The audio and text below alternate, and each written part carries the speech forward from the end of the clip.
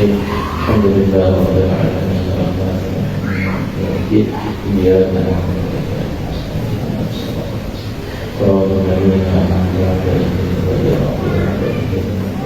Alhamdulillah, di malam hari ini kembali kita dibantu oleh Allah Subhanahu wa Ta'ala, dan mudah-mudahan perkumpulan kita di malam hari ini diberkahi dan diberikan manfaat oleh Allah Subhanahu wa Ta'ala.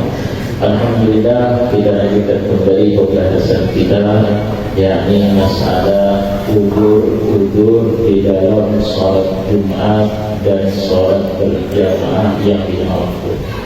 Bismillahirrahmanirrahim. A'dzarul jum'ati wal jamaah. Udzur di dalam meninggalkan sholat Jumat dan berjamaah ila qaulihi. Adapun udzur yang selanjutnya, bolehnya kita meninggalkan sholat berjamaah tarkul imami sunnatan maksudah. Seorang imam meninggalkan sunnah maksudah.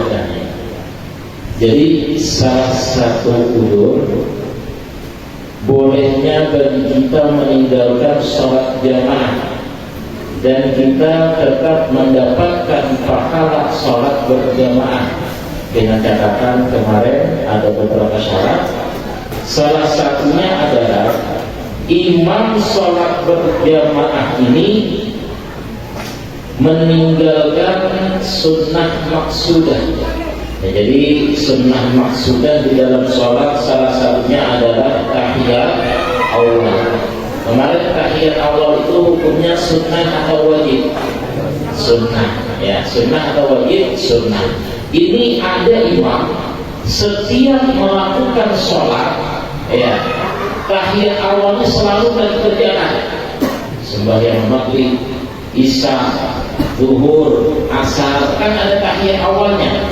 Ya, imam ini belajar paham bahwasanya tahiyat awal itu tidak wajib, sunnah aja katanya.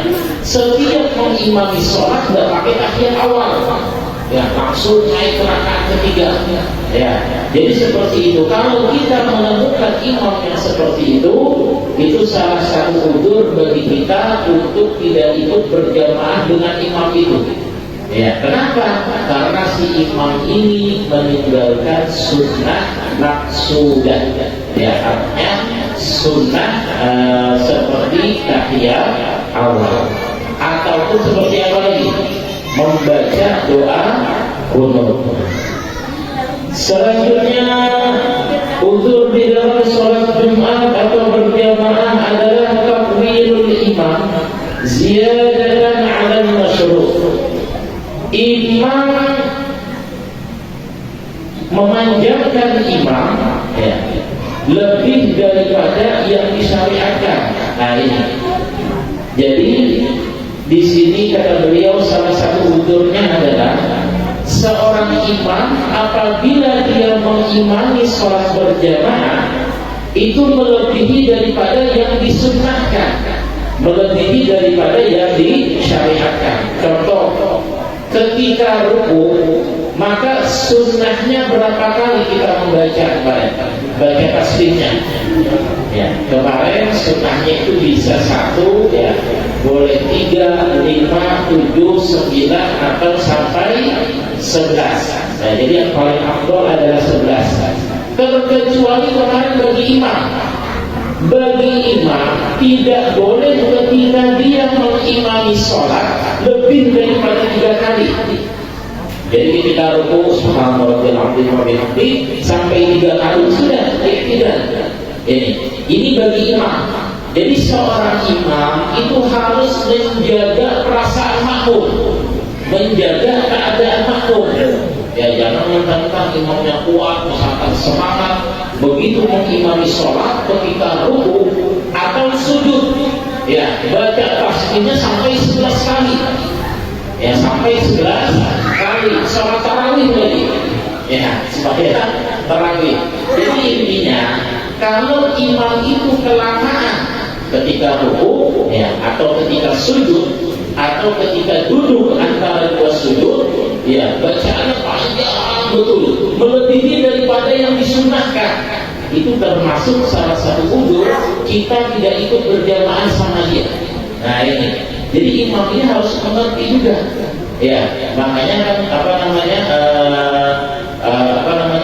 salah satu ya yang pernah ditegur oleh Rasulullah SAW, sahabat ketika mengimami sholat itu mengimaminya terlalu lama, itu pernah ditegur oleh Nabi. Ya, tapi sahabat yang sholatnya cepat tidak pernah ditegur sama Nabi. Ya, tidak pernah ditegur sama Nabi. Ya, jadi ada salah seorang sahabat Nabi mengimami itu sholat lama betul. Ya, kalau tidak salah dalam riwayat itu sholat Isya. Intinya lama. Ya, begitu selesai sholat, ya keesokan harinya diadukan sama Nabi. Ya Rasulullah bahwasanya pulang mengimami sholat itu lama betul. Ya, lama luar biasa. Lalu Nabi ini tidak langsung percaya. Dan artinya dipanggil Nabi. Sahabat yang mengimami sholat tadi dipanggil Nabi, ditanya apakah betul-betul. Ya, makanya kata Nabi, jangan membuat fitnah. Arti membuat fitnah ini begini, jangan membuat geger. Kasihan kata Nabi, makmum itu ada yang capek, yang ada punya anak kecil, yang ada yang sudah sakit-sakitan. Kalau memang mengimami maka dijaga semuanya. Ya, jadi sesuai standar yang disyariatkan. Ini di dalam sholat fardu. Ya, di dalam sholat fardu yang 5 waktu, tidak boleh imam itu lama-lama. Ya, rukunya lebih daripada 3 kali makruh. Kalau dia sholat sendiri tidak masalah. Ya, afdalnya sampai 11 kali. Tapi kalau seandainya di dalam sholat sunnah, itu boleh bagi imam lama-lama. Misalkan sholat tarawih imamnya 1 rakaat 1 juz misalkan, silakan.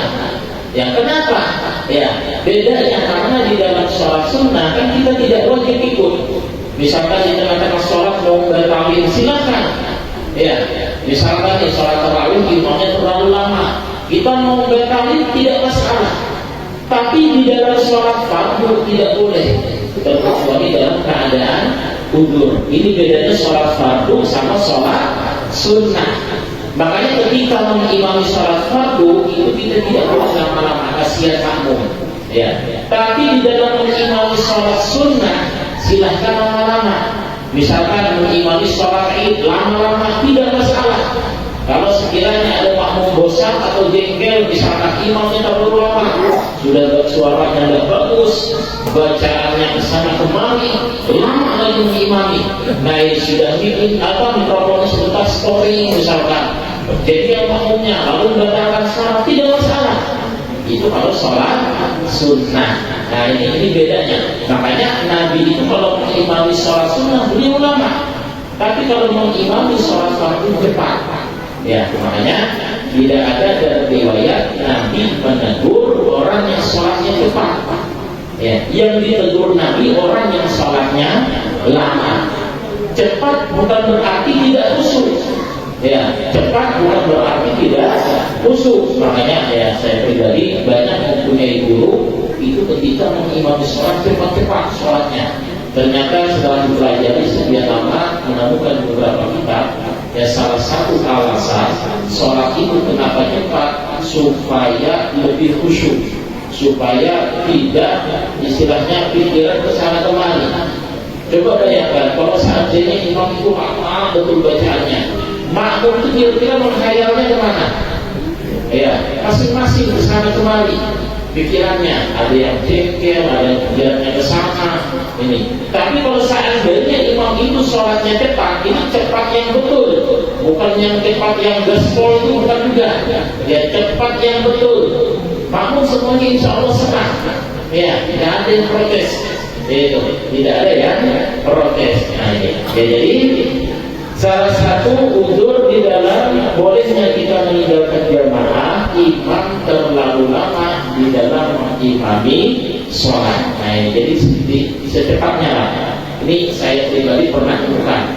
Tapi sholat tarawih adalah sholat sunnah. Ya, sholat sunnah baru 2 rakaat, bapak betul. Ya, imamnya memang sudah kai-kai. Ya, kai-kai baru bacanya jelas, rukunya lama. Ya, sudah baca tasbih 10 kali belum selesai lagi, sebutnya lama. Dulu kan badan tersebut lama 2 rakaat, sekarang selesai pulang saya pindah masjid. Pindah masjid lagi tarawih di lain daripada nanti ngomel terus kelamaan itu. Nah ini pernah ngomel. Ya pas saya juga jamaahnya memang pas nggak banyak juga di situ. Ya mungkin sebabnya salah satunya itu. Lama betul nyewamin. Dan kalau bisa sudah ngerasain itu.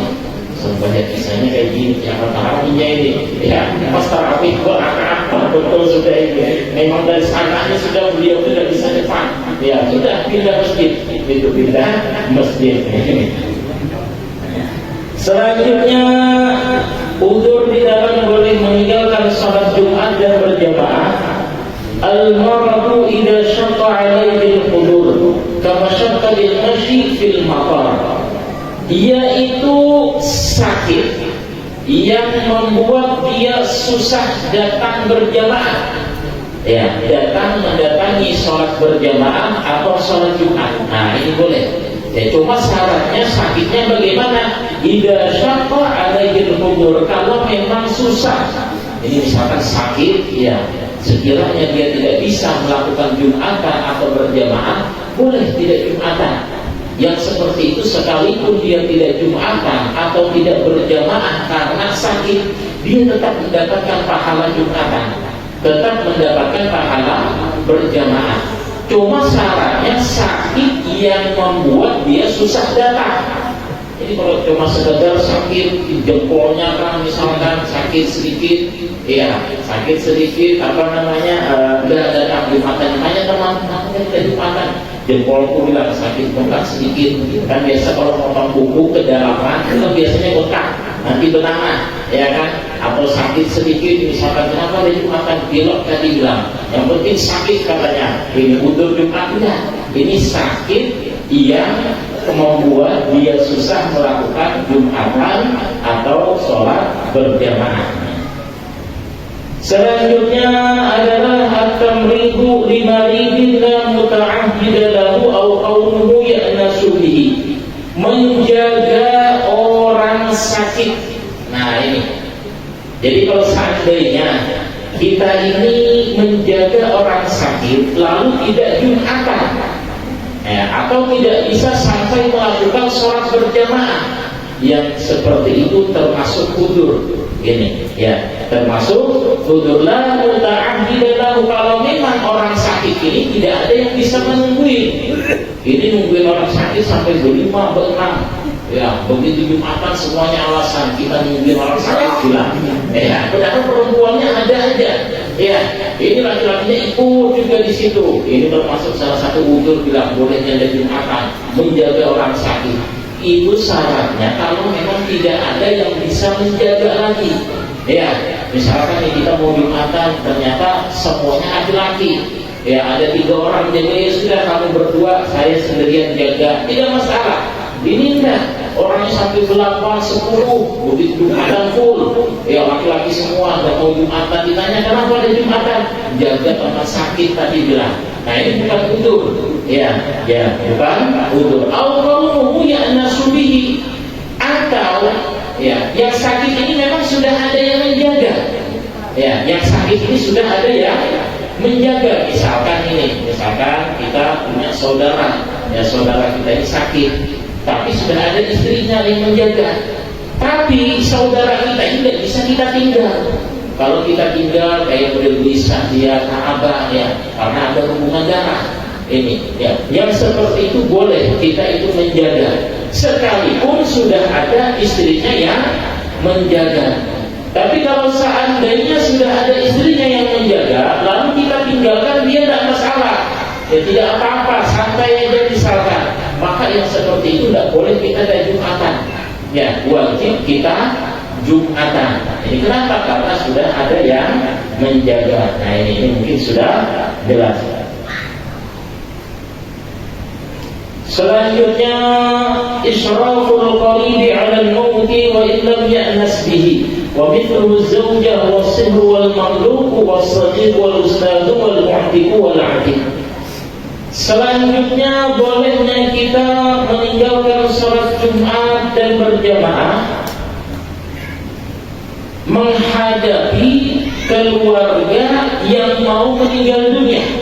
Nah ini, kalau tadi kan menjaga orang sakit, itu menjaga orang sakit. Kalau ini menghadapi orang yang mau meninggal dunia, ini yang mau meninggal dunia. Wa illam ya'nas bihi, ya sekalipun ya orang yang mau meninggal dunia ini istilahnya kalau kita tinggalkan tidak masalah.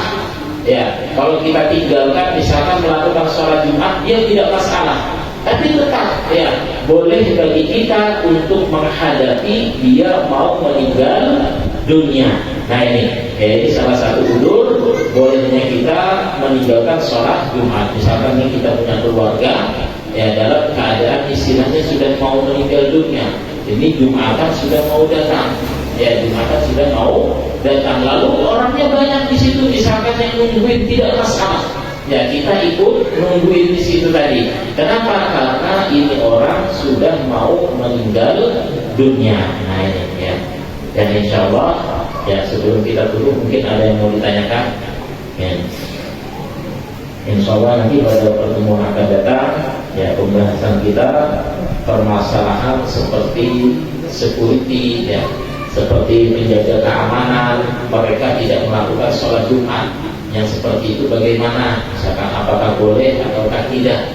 Nah ini apakah termasuk udzur atau tidak? Dan juga permasalahan orang yang dikejar bahasa kita penagih hutang. Nah itu juga ya bagaimana keadaannya. Tapi nanti ada syaratnya ya, bukan mutlak punya hutang boleh jadi Jumatan. Nah ada syaratnya ya. Tidak ada syaratnya. Ya mungkin ada yang mau ditanyakan sebelum kita tutup. Menjaga yang orang mau meninggal itu bagusnya dibacakan apa? Oh ya, ini ada pertanyaan beliau. Ketika orang mau meninggal dunia, bagusnya itu dibacakan apa? Ya, bagusnya dibacakan 2 surah. Surah pertama surah Yasin, yang kedua surah Ar-Ra'd. Ya. Ini yang kalau yang pertama semuanya insya Allah ingat. Yang kedua adalah surah Ar-Ra'd. Kenapa? Karena disebutkan oleh salah seorang sahabat Nabi Sayyidina Jabir bin Abdullah, kata beliau ketika dibacakan surah Ar-Ra'd kepada orang yang mau meninggal dunia akan mempermudah ruhnya keluar daripada jasadnya. Ya. Kalau misalnya dibaca surah Yasin, apa faedahnya? Supaya mayit ini mati dalam keadaan ingat kepada Allah, mati dalam keadaan husnul khatimah. Nah jadi 2 surah ini jangan sampai tidak kita baca ya terhadap orang yang mau meninggal dunia. Pertama surah Yasin, yang kedua surah Ar-Ra'd. Jadi kalau kita nemui orang itu susah betul meninggalnya, ya bukan mau mendoakan enggak, istilahnya kasihan juga melihat orang itu susah meninggal, ya kan susah, misalkan kasihan kita melihat, ya maka kita bacakan surah Ar-Ra'd supaya ruhnya itu nyaman keluar daripada tubuhnya. Nah, jadi 2 surah itu ya jangan sampai ketinggalan. Mungkin ada yang mau tanyakan lagi?